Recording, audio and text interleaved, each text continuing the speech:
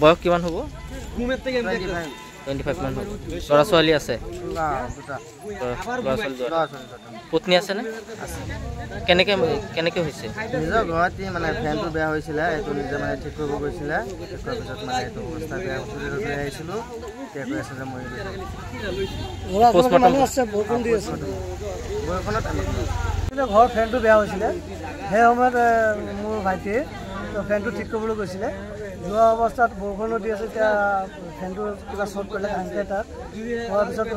চিঞৰ বাখৰ কৰিলে তাৰপিছত আমি গৈ পালোঁ গৈ পোৱা অৱস্থা দেখিলোঁ এনেকুৱা অৱস্থা তো গাটো অলপ গৰম হৈ আছে সেই সময়ত চিভিলত লৈ আহিলে হোৱাৰ পিছত ডক্টৰে চেকআপ কৰিলে কৰাৰ পিছত ক'লে তেখেত ডেথ হৈ গ'ল